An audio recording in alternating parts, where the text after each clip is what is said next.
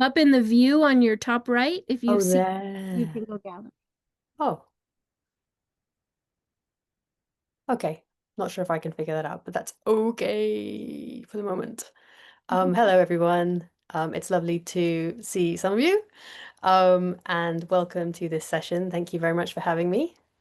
So my work, as Marnie said, is around supporting people creating systemic change or supporting others who are at the sharp end of unfair systems, whether that's the political, social, ecological arenas. I work individually with people as a coach or a mentor, and also with organizations like charities or campaigning groups. And here I am today doing some Dharma teaching, so that's also part of my world. And if any of that kind of appeals to you and you'd like to stay in touch, you can do so. I'm just putting my links in the chat. And I always like to hear from people about their ideas and what they're doing in this intersection of practice and action in the world. And one of the reasons I really love hearing from people is that I used to feel a little bit alone, kind of at this intersection. But more recently, I've been finding more and more people who also hang out here. Sometimes they're meditators who are taking steps towards more engagement with the world. And sometimes they're people very involved in changing outer systems who also start getting curious about inner systems. And maybe some of them are you.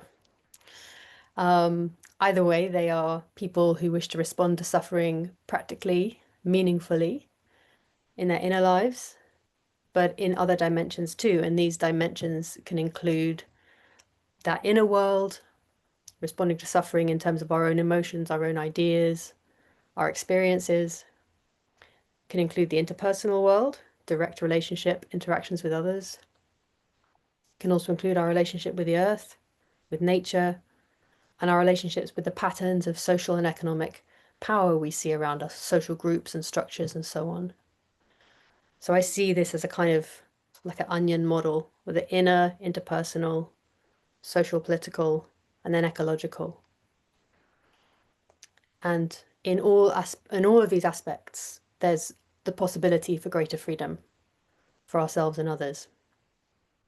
I showed this model to Martin once, and his response was suitably cosmic. He said, "Wait a minute, where's the universe?" And then we couldn't decide whether does the universe go outside or inside. Like, is it the at the which extreme is it? And maybe it's both. Anyway, I like to think of myself as someone who provides a bit of a slippery slope between these worlds, inner and outer change, a bit of a connector. So, as I was saying before, could sometimes feel a bit strange, like a bit of maybe the unusual person before, but things are really changing. And because even the Buddha, he was politically engaged. He advised kings, he mediated between warring tribes, he had views on social affairs, economic affairs. And ever since, there have always been people who share their ideas or show in their lives how to integrate inner and outer practice, how both are sites for liberation. And some of these people show up at Sangha Live. Sometimes I meet them when I'm out and about. I was at a protest recently. I counted about 6 different Buddhist practitioners that I knew. I was at a political festival last weekend and I got approached by people who'd met me on Sangha Live. Some people have written books, some people have started organizations. Even if they're not alive anymore, we can learn about their stories. And the more of these people that I've learned about, or met, or read about, or seen their work, the more I've realized that they are our spiritual ancestors. They're the nodes in our Indra's web of practice. They connect to us, they provide us with context, and they also connect with each other. And because I've gained so much, I guess, reassurance as well as inspiration from meeting them, learning about them, I like to share their stories as well. So that's what today is all about. I'm going to share some kind of story portraits of some of these contemplative activists. And my hope is that this will be a way for me to extend this sense of community, of inspiration, and of reassurance to include you. And maybe you can include others in the future. So we'll share some quiet practice together in a minute. Then I'll share some of these stories. Then we'll have some time for questions and discussions. But before we sit together, I'd like to invite you to have some personal reflection and maybe grab a pen and paper or your device. And I invite you to reflect what drew you to this session. What is it that called out to you, made you want to attend today? And also, do you have a question or a challenge in this kind of area or that is linked to these topics? So, what drew you to this session today? And do you have a particular question? I'll give you some quiet time for that now. And just feel free to make some notes for yourself, put the questions in the chat. And then in a couple of minutes, we'll settle in for some meditation together.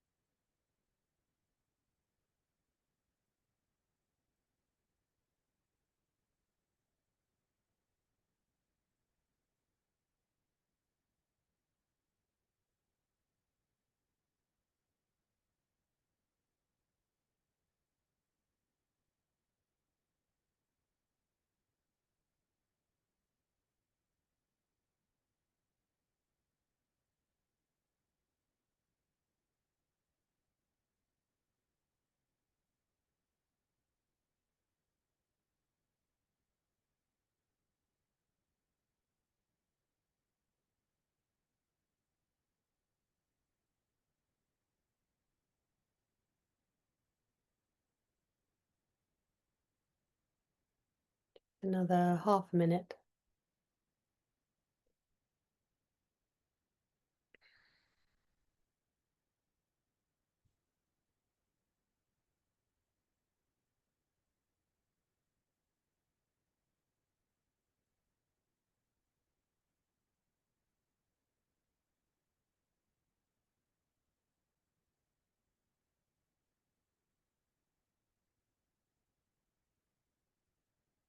And if you wish, you're very welcome to share any of your reflections in the chat. There's no obligation to do this. I may or may not be able to address them directly. I might address them indirectly, or you may find that what you share has resonance for others,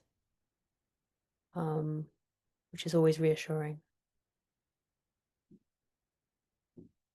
So feel free to share some bits in the chat, and we'll now set up for some quiet practice. We'll sit together for about half an hour. So feel free to find your way to settling in your body the best way you know. You might wish to stretch a little or shift around. In some way, find your balance, your way to settle physically.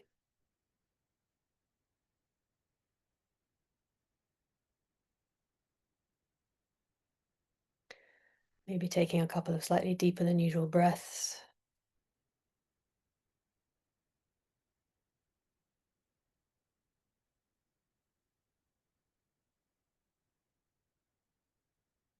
Maybe shifting around a little bit in your seat, exploring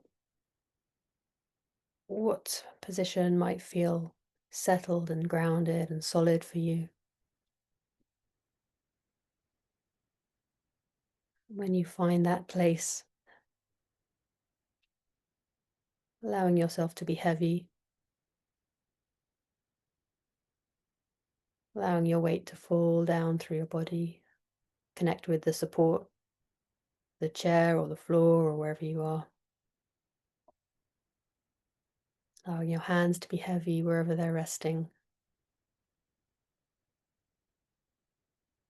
Just seeing if you can trust the support of your chair, wherever you're resting. See if you can trust that support, maybe 5% more. What would it be like to just release a little bit into the support of the earth?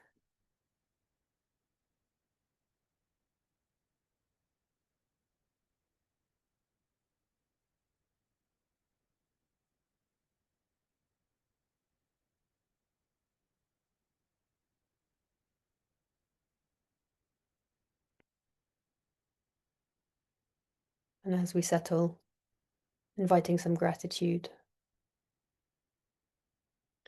Gratitude for the Buddha, awakeness, all the people that we know who are examples of awakeness, Buddha in our lives, bringing them to mind.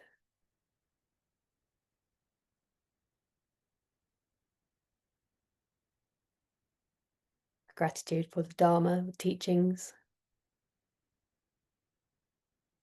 in the Buddhist tradition and elsewhere, things we have found useful in our paths. Gratitude for the teachings, bringing them to mind.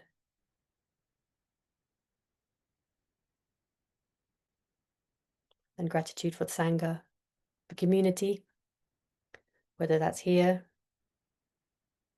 other practice Sanghas, other groups we're part of, whether that's through work or activism or family, other groups.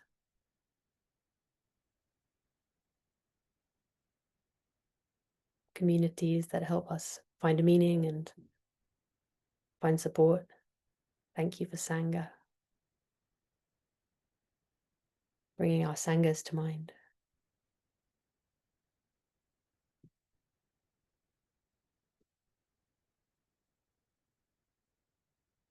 And also gratitude for our teachers.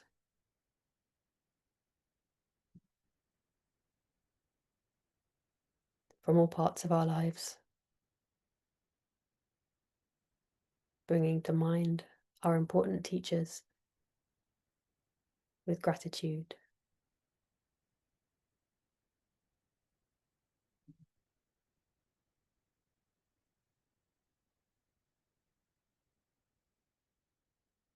And finally, all our other spiritual ancestors and ideas ancestors, people whose thinking and writing and practice in the world has helped to create a world worth living in, and from whom we can learn and find our way. Gratitude for our spiritual and ideas ancestors. Because of their work, faith, commitment, and practice, we are able to practice today together.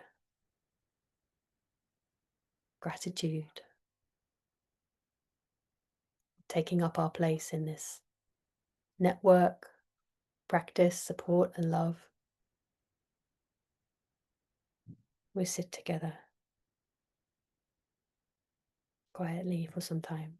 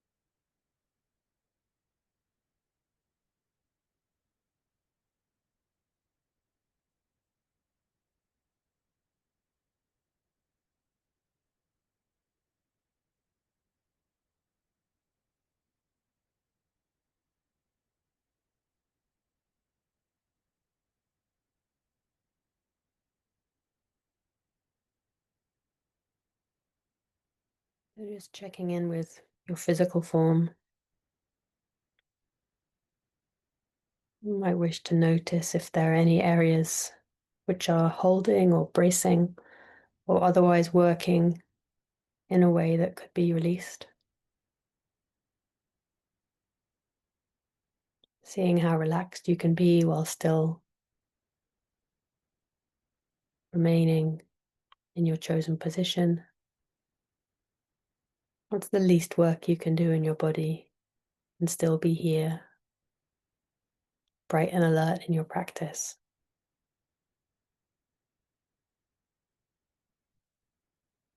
This idea of relaxing into contact with your experience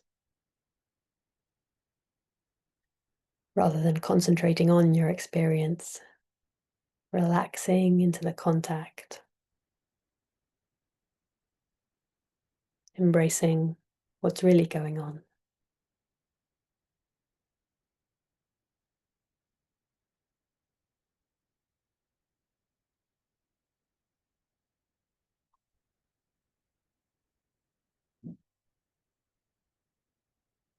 Keeping a steady embodied awareness of your experience. And if you'd like an anchor or a focus, perhaps you could use the movement of your body as you breathe.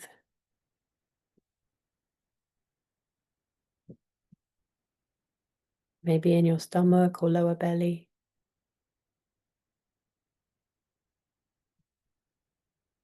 If you'd find that useful. And you can also, of course, practice open awareness.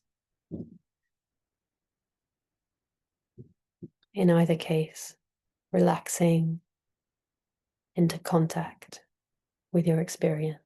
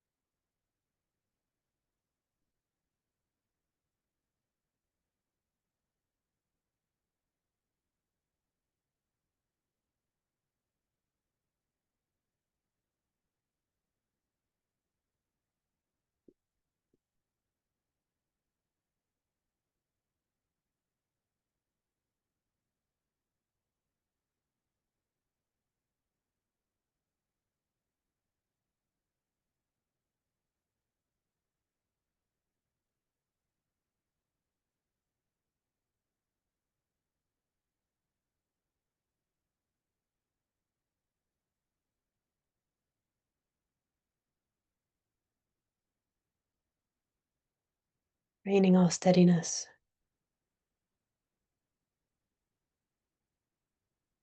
training our steady ability to relax into contact, to be alongside, our experience,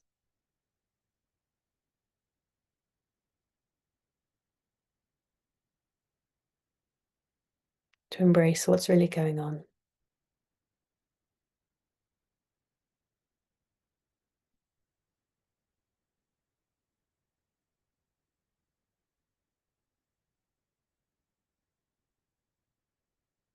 No matter how many times we notice and come back.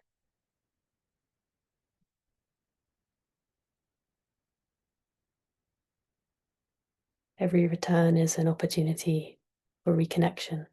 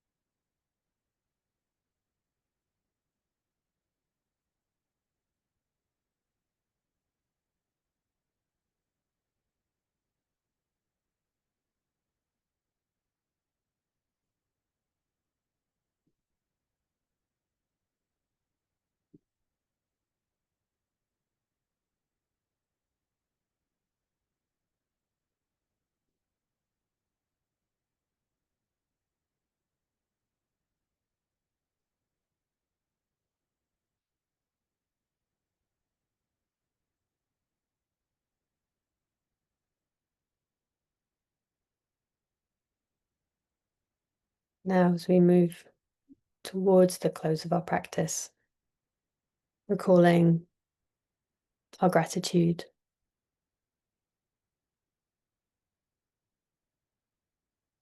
to this great web of support and teaching, and extending that gratitude also to ourselves and our fellow practitioners here, taking in the benefits of this practice.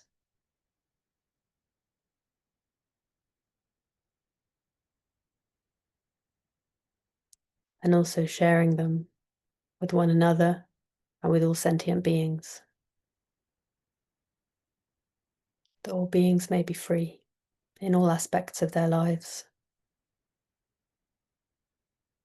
Inner relationships, interpersonal lives, social, economic, political lives, in their relationships with the earth and with existence itself. May all beings be free, well, and happy.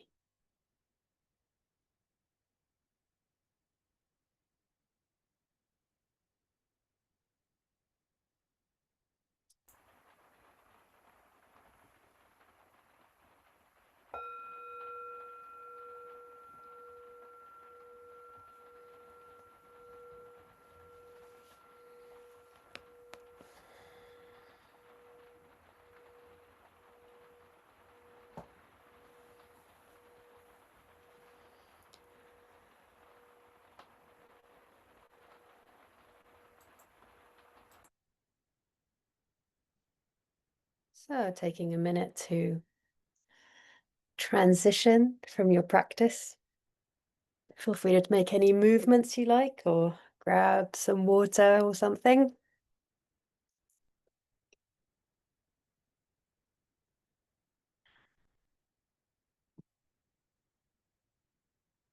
As I mentioned before, I'm going to be sharing some of these stories. And I invite you as I go along to see what calls out to you, to notice what inspires you, whether there's anything that you'd like to learn more about, or where any of the sparks might lead you in the future. So just kind of keeping a curiosity about your responses, as well as maybe about some of the things I'm going to share. And I'll try to remember to make some time for some reflective pauses along the way as well. And the chat is there for you. Please use it. It's a wonderful way to be in community. And I have a few different portraits to share, so we'll see how the time goes. And they're a real mix. Some of them are famous. Some of them you may have heard of already. Some of them I don't think are famous, or at least not yet. They're all people who bring together contemplative practice and activism or social political engagement in the world in different ways. And I was thinking earlier, oh, I don't really have a theme. I don't have a kind of thread to tie all these together, but really that's okay, because my intention is to kind of just expose these ideas, and to allow you to make up your minds, like what's interesting, what's useful. So if there doesn't appear to be a distinct theme, please forgive me, but I thought that diversity was the most useful thing. All right, so I'm just going to share an image, because I'm going to show you pictures of each person as I start, just briefly. So hopefully you can see that. This is Dr. A.T. Aryaratne. And he was born in 1931. He's a Sri Lankan. And he died just last year in his 90s. And he set up what's called the Salvadaya movement in Sri Lanka. And essentially, it was a kind of rural development process or movement based around work camps or volunteer camps, rather. He was originally a teacher, and he experimentally took a bunch of his students and a few other teachers to this village that was outcast, that was low caste, in Sri Lanka, back in 1958. And they essentially went to listen to the villagers and to see what was needed and then to work together on that. And they called these Shramadana camps. Shramadana means the gift of labor. And after the first project, other villagers started to hear about it and invited them to come, and then others, and then others. And so it kind of built until it was really a national organization. They were able to develop their ideas. And for Dr. Ariyaratne, that meant a really explicit application of Buddhist concepts to community building and to local development. So I'll share some of his thinking because I think it's really interesting, particularly how kind of explicit he was about these links. So, for instance, he used a reframing of the Four Noble Truths as his way into projects. And you may have heard of the Four Noble Truths. They're part of Buddhist teachings. And they are, there is suffering, there is a path to suffering, there is an end to suffering, and there is a path to the end of suffering. So he reframed those as there is suffering means what is the problem? So, for instance, it's hard to reach the market, so we can't sell our goods. Then the second one, there is a path to suffering. What are the roots of this problem? For instance, there is no good road. Third noble truth, there is an end to suffering. Dr. Ariyaratne said, what is the solution? Building a road. And then finally, there is a path to the end of suffering. He said, how do we get there? Work together to build the road. And in fact, one of the mottos of the people who would be part of these camps was, we build the road and then the road builds us, which is also a really fantastic expression of interdependence and how all things influence all things. It's so beautiful. And he also wrote quite a bit about Buddhist economics, what he called Buddhist economics, and the idea of nonviolence. So sometimes when we think about violence, we think about interpersonal violence mainly. We might think about political violence or state violence. We think about someone with a gun or someone with a fist or someone with a bomb. But there's this other form of violence called structural violence, which is when the way that work or resources or access to justice or access to healthcare is allocated in unfair ways. You know, people who are poor, who can't pay, people who have the wrong caste or the wrong skin tone. And then these opportunities and access to these resources we all need, like justice, like healthcare, like clean water, and so on, they are given to people who have money or who have the right skin tone or who went to the right school or who were part of the right club at Oxford. And he also talked a lot about replacing the structural violence of the social order with a non-violent spiritual revolution that integrated these sort of the inner and outer work. And I think it's a really useful way to look at non-violence. It's not just about personal or interpersonal physical violence, but about the violence of these systems, of these norms of capitalist economics. And so he promoted essentially a no poverty, no affluent society, an economically just society. And it may interest some of you to know that Joanna Macy, who was a very wonderful teacher and theorist and a big part of the ecological movement, particularly with work like Active Hope, In her 20s, she spent a year with Salvadaya, and it hugely influenced her work. And Dr. Ariyaratne also made many visits to the US through the Buddhist Peace Fellowship.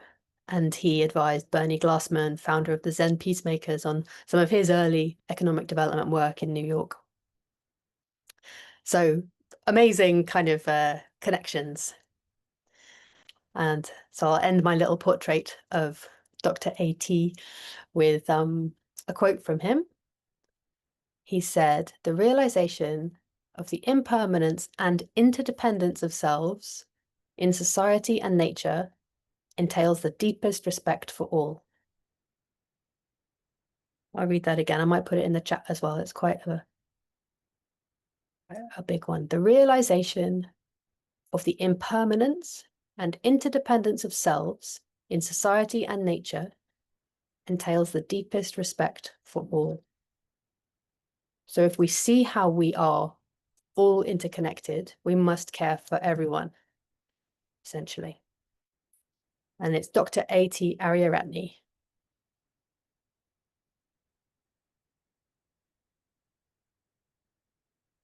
So that is number one portrait.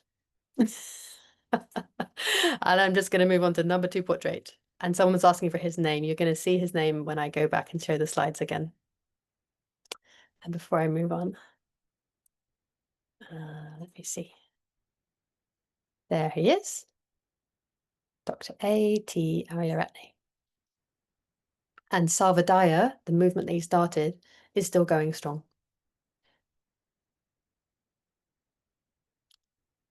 Okie dokes, right. At this rate, I'm not going to get through all the portraits, but let's see how far we get. Next portrait, Katie. So Katie is an academic, a sociologist, and she's also been a union organizer. And I first met her at a London Insight Day retreat about 10, 15 years ago, something like that. And together with someone else that we met, we started this group called Do Sit, which is a sitting group for people at this intersection, which actually I'm starting up again in London now, if any of you are interested. But Katie, her area of study is the way that unions practice solidarity with each other. So not just within the union, but across between different unions. And particularly, she's interested in international collaboration between dock workers' unions. So she goes around interviewing dock workers and writing about that. So she knows all about the challenges of working with groups and in trying to create systemic change in the systems we ourselves are deeply embedded in. And I saw a note from Shanaz earlier about how that's one of the things that you're interested in. So Katie is also a Dharma practitioner with a strong interest in socially engaged spirituality of all kinds. And alongside her academic work, she offers Buddhist chaplaincy at the university. And she sometimes describes herself as a fly in the ointment. So she'll talk about inner work and personal development when she's in activist circles, and she'll talk about activism when she's in practice circles. She really likes asking difficult questions and offering what she calls respectful resistance. And I really relate to this in terms of my feeling about being like a slippery slope in both directions. She's sort of like a fly in both ointments. That's her goal. But with regard to dock workers, just to give an example of some of the things she's been involved with, you may already know they have a long history of arms resistance, of anti-war resistance, because despite all the illusions of our lives of being on the cloud and one-click ordering and objects magically appearing at our doors, it's all actually underpinned by a lot of physical infrastructure, a lot of people moving things, and a lot of that is on ships. Ships have to dock to load and unload, which makes dock workers have this kind of point of power, particularly around arms embargoes. And there have been successful blocks of arms around the Vietnam War, South African apartheid regime, the war in Yemen, and most recently, since the beginning of the destruction of Gaza, trades unions in Palestine called out for international arms embargoes. And all over Europe, dock workers' unions have responded. There have been blockades in Italy, France, Greece, Sweden, Morocco, just to name a few. And social movements have also responded, whether that's students protesting at the universities or people blockading factories, like here in the UK, where parts are made for weapons. And in all of this context, Katie has done something that I think is really useful and interesting. She's taken her existing expertise and contacts, working with all these international dock workers unions, and she's used them to respond to the direct requests of the people being affected. Those Palestinian trades unions, they had one request from the international community, and that was arms embargoes. So it's a little bit like with Dr. A.T. Ariaratne, it's listening first, an approach of deep respect born out of an appreciation of interdependence. And so her response has been to organize with a new group, which is called Workers in Palestine. And they support trades unions to respond to this Palestinian trade union call for an international arms embargo. They help trade union organizers to get started, basically, by sharing information, providing training, and various toolkits. And they've worked with people all over the world, dock workers, but also doctors, tech workers, arts and culture workers, and even workers in the arms industry itself, unionized arms industry workers. They've managed to make links with. And one thing that I found really interesting about speaking with Katie, as well as this way that she uses her existing contacts and expertise to make change and to support those making change, is how she links taking action with healing and how she talks about solidarity, that is, acting with people alongside them to reach common goals, is an absolute blast and something she hopes everyone gets to experience. She genuinely feels sad for people who like don't get the chance to engage with others on common goals because it's so rewarding. She's like, I hope everyone gets the chance to do it. And so a quote from her before I close her portrait. She says, I do believe that activism can be very healing. Perhaps if you have experienced a lot of trauma on the basis of a particular category, because you're a woman or a queer person, because you're a worker, because you're an immigrant or a person of color, you can engage in activism around that. I think it can be incredibly healing, that sense of community, of solidarity, of not feeling powerless anymore. I mean, that's the really wonderful side of activism. So that is Katie's story. And I'm going to pause now briefly just to allow any reflections, and that can just be internal, or you might want to make some notes. I'm also going to look at the chat just to see what's been going by. So we've got half a minute now, just in quiet.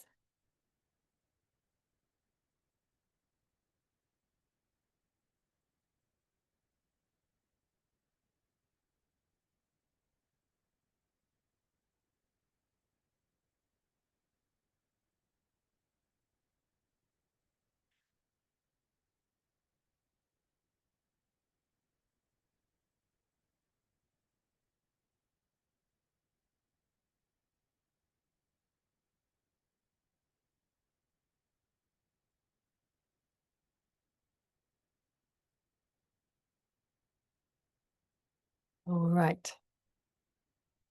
So next couple of stories. These are two climate activists, actually, that I'll talk about next.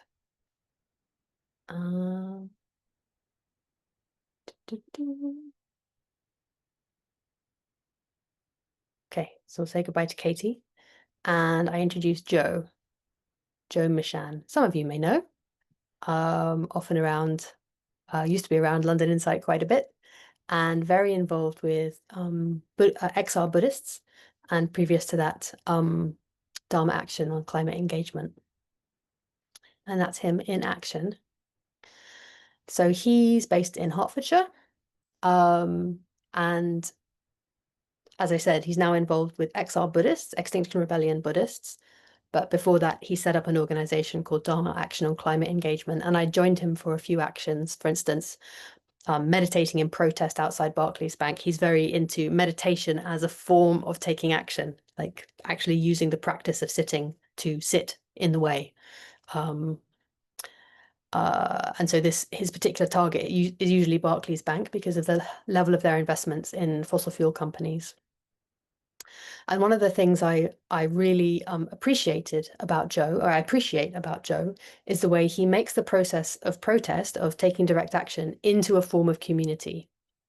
I don't know if any of you have ever taken any direct action. I suspect some of you have from some of the comments. Um, but if it usually involves quite a lot of discomfort. You know, that's one of the reasons Dharma practice is such great training for activism. So it's usually out in the open. So you're there to get rained on and you're in public, so you'll get stared at, you might get heckled. And crucially, for someone like me, who's complete introvert, you're not in your house. You know, if I'm not in my living room, already I'm slightly ill at ease. So, you know, it can be really socially uncomfortable. And you're often with people that you don't know yet, doing something quite, you know, challenging with people you don't yet know well. But Joe has some really great ways of working with this. So when we meet for an action, usually do that in a park or somewhere a little away from the target. He'll bring a bell and he'll start with a short meditation. Then we'll go into pairs. And Joe invites us to share what moves us to take action, you know, what it means to us, which allows us to start building that solidarity, that sense of shared purpose. And also helps us to remain connected to the motivation for taking action, to the anger that so many of us feel at the injustices and misuses of power in the world. And Joe and I spoke quite a lot about anger. Like most contemplative change makers, it's something he's thought about really deeply. And he makes a number of distinctions. One is between anger as an emotion, an inner experience, and the discharge of anger, or the reactive expression of anger, let's say, rather than the responsive expression. Another distinction is between anger as passion and anger as hatred or blame. Anger as passion is anger rooted in what you're trying to protect. It could be your children, could be a river, could be fairness. This is anger from passion, as opposed to anger at a corporation for their harmful actions. And actually, you know, both are important, but he maintains that the passion is what's sustainable in the long term. And it's what is rooted in care and helps bring people together. And that's what those conversations at the start of actions are about. There's remembering what we're fighting for, not only what we're fighting against. He says, if you simply focus on anger and blame, that's the route towards burnout because you've moved away from the fuel that you need, the passion that you need. And it's a good question I use in dyads. Tell me what moves you to come to activism. It's a very important question that people remember and carry why they're doing this. Connects you with something personal, to my children, for example, as well as the global, the state of the planet.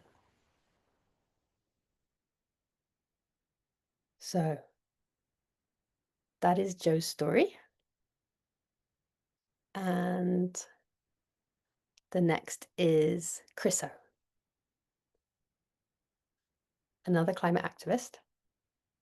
You can't really see Chriso very easily here because she's obscured by a giant ice cream that she built.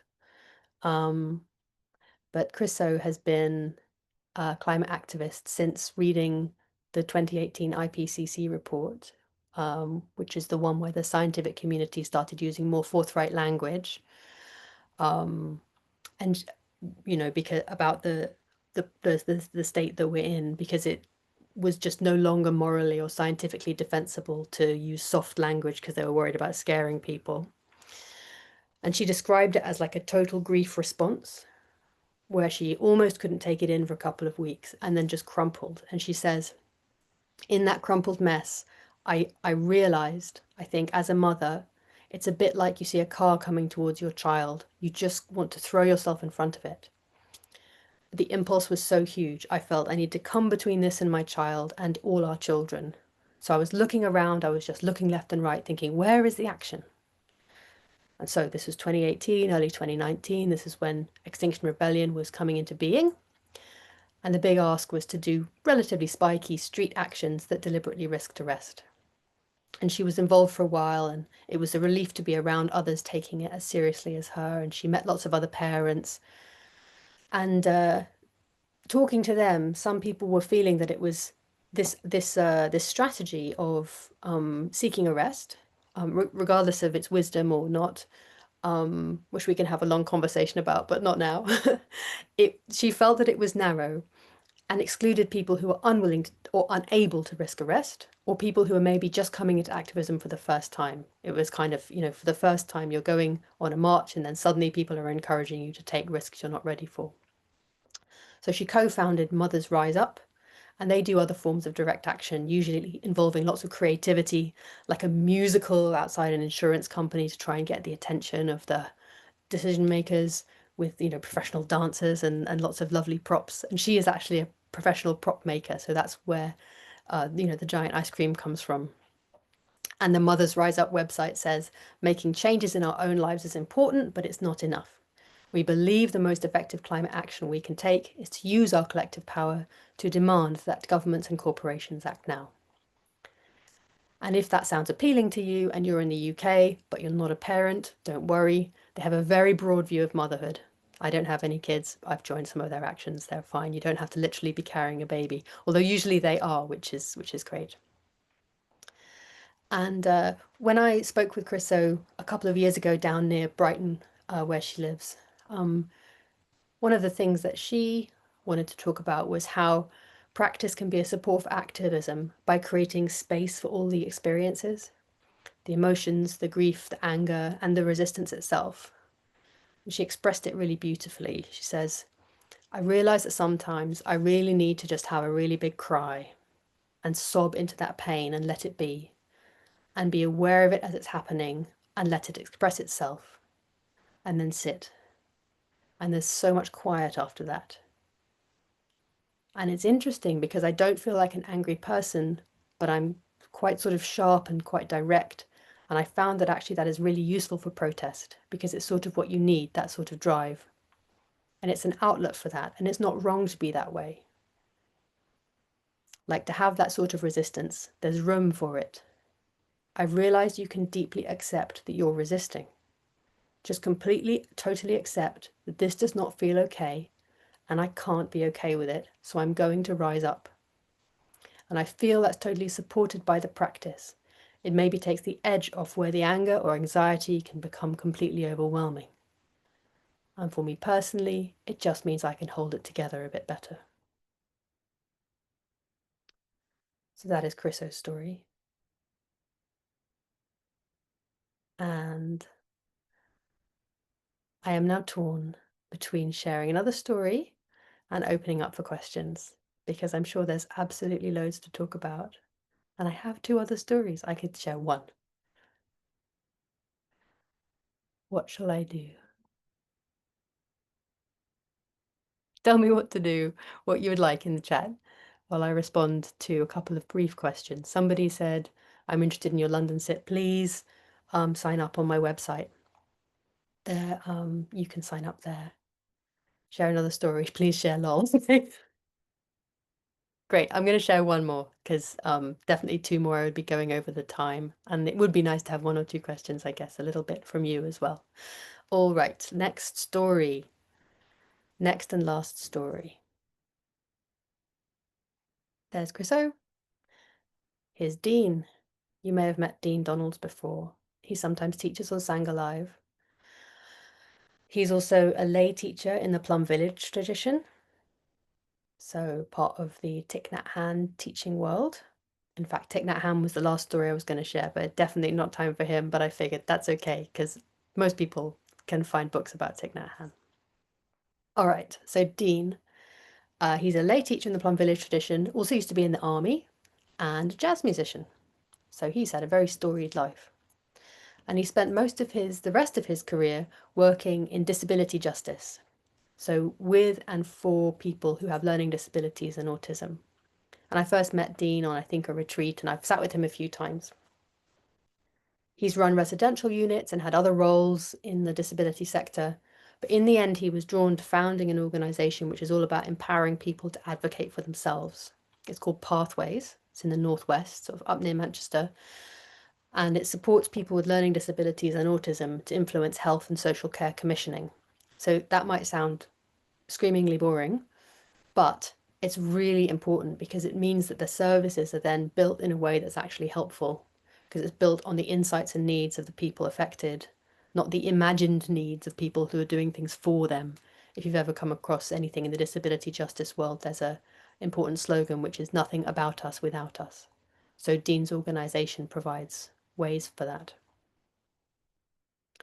He's also worked as a Buddhist prison chaplain. So he's done lots of different types of really interesting work. Have a sip of water.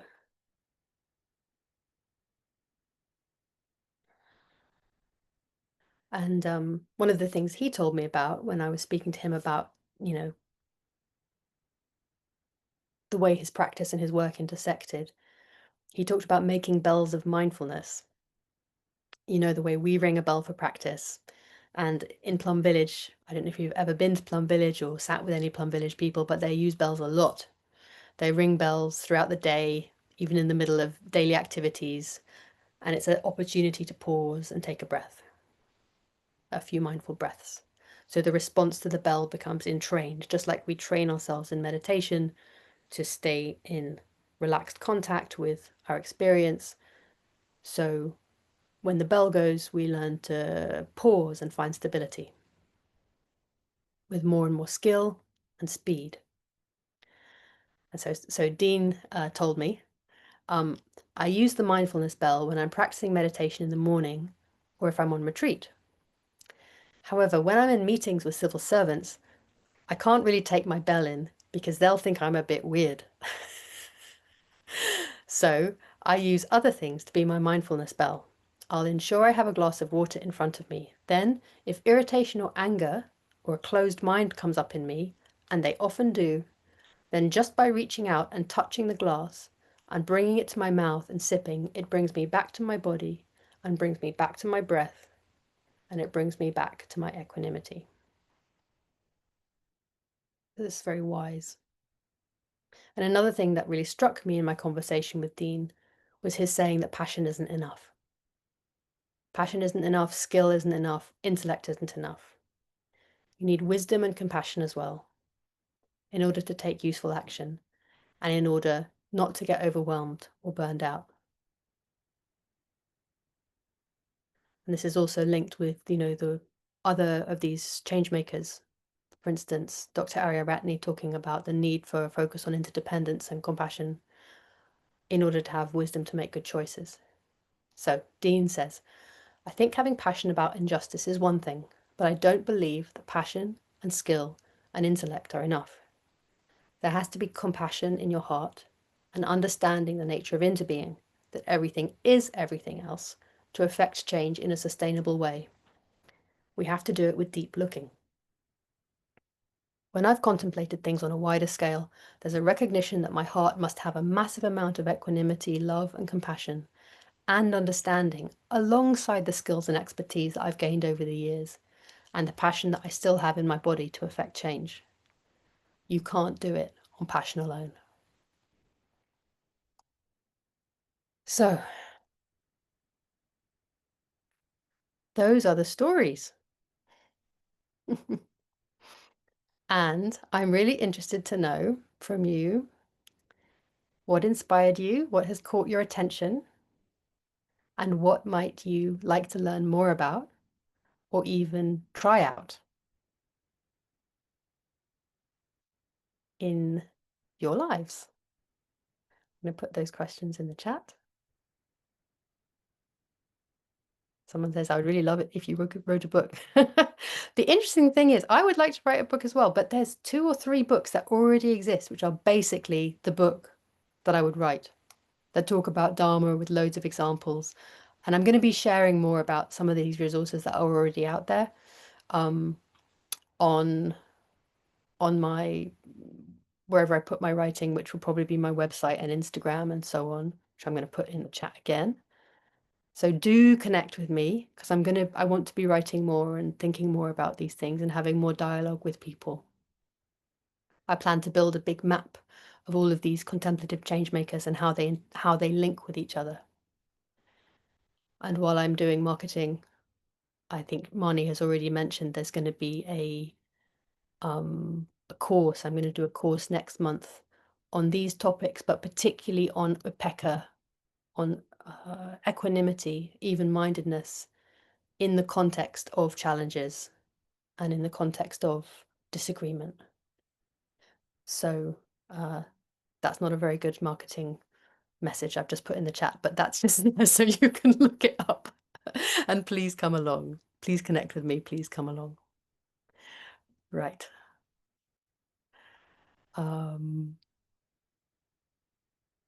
You are welcome to ask any questions, and I will also look back.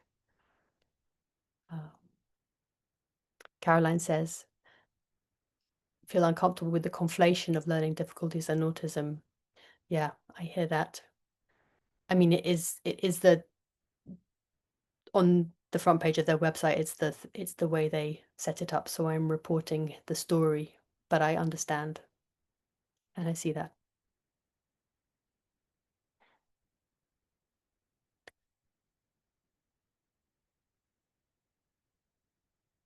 Still trying to learn the connection between the Four Noble Truths and the Eightfold Path. Can I explain further? I didn't. That is a good question. I will very briefly say the Four Noble Truths are a kind of statement, a kind of creation of a frame of reference, that there is suffering, there's a way to suffering, there's an end to suffering, and there's a way to the end of suffering. Then the Eightfold Path is like how to do the fourth one. The way to the end of suffering is following the Eightfold Path. That's a very, very short version. I hope that's helpful.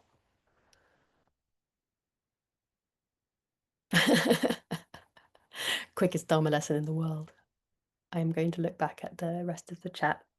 And if you would like to, put your hand up and ask a question verbally, that is wonderful as well, because then it's not just my voice in the room. Even better.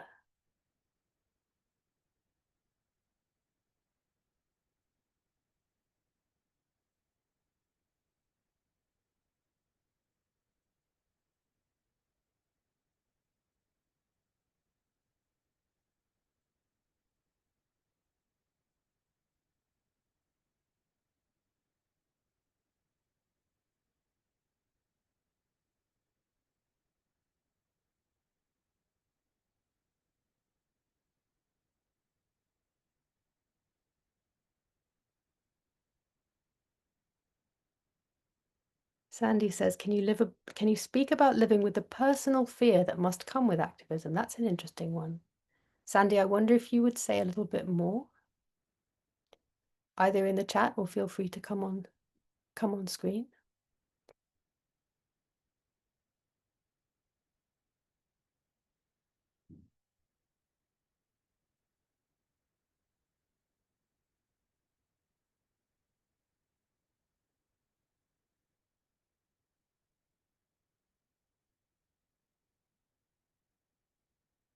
Just because it's always easier to see fear of retaliation. Could you say in what context? Do you mean like on the street? Or in what context? Sorry to put you on the spot. It's just hard to respond to general questions sometimes.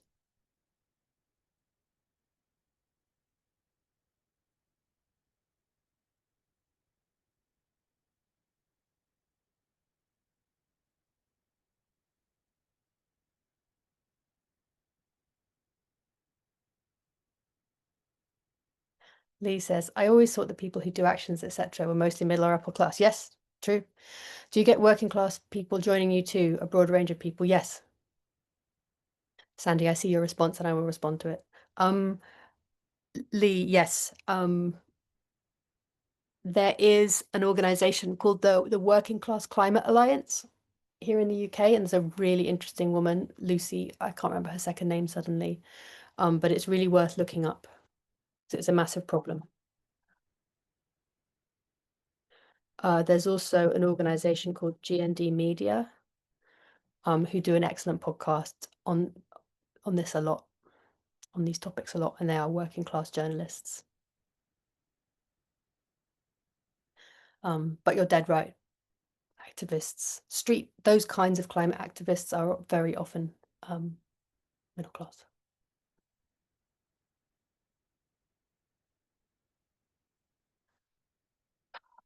Okay, so I'm gonna try to respond to Sandy's question, but I'm also really encourage other people in the US who may have a greater sense than me to respond, because it's not as bad here yet. So I can't speak really from direct experience.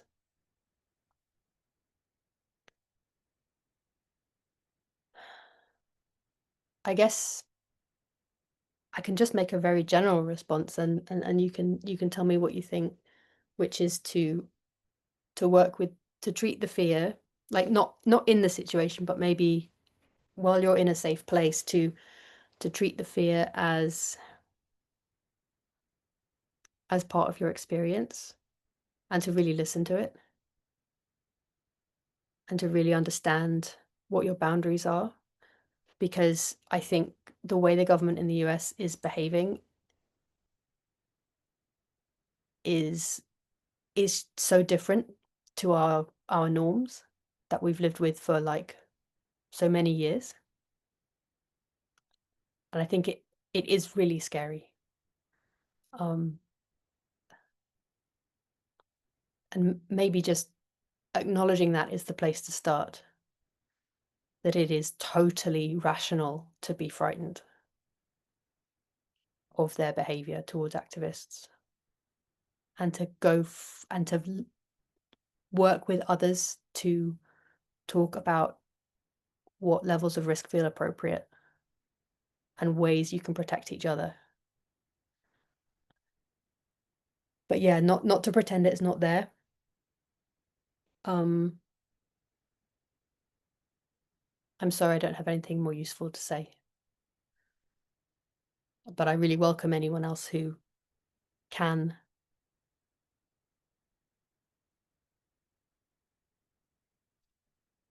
say something from more experience. I tend to listen to my fear and not take very many risks. Certainly not at this point in my life. I do what I can. I was involved in an action a few years ago, and there was, people very keen to do some very particularly risky things, and I did speak up and say I'm not really okay with that, and I'll be off if that's what you're going to do. And it turned out that actually lots of other people were also feeling really freaked out by the suggestion, but for whatever reason they hadn't said. And it turned out we changed the strategy, and I decided to stay in the group as a result. So that's just one tiny example, but it's really, really hard. What I can see in the US is like it is frightening, and it's totally okay to be frightened.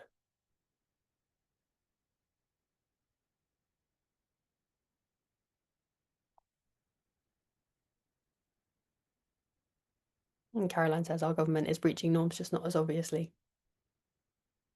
Uh, Carol says how to bring in meditation into protests already established. Just do it. Just go and sit down. Just start. Other meditators will find you, and yeah, there's no other way. There's the rolling picket starting tomorrow, actually, outside the Department for Energy and Net Zero in London between 8 and 9 a.m. against the Rosebank oil field. And I'm thinking of going along later in the week too, and I will probably just sit. I'll take my bench and just sit down. So come along, we can do it together.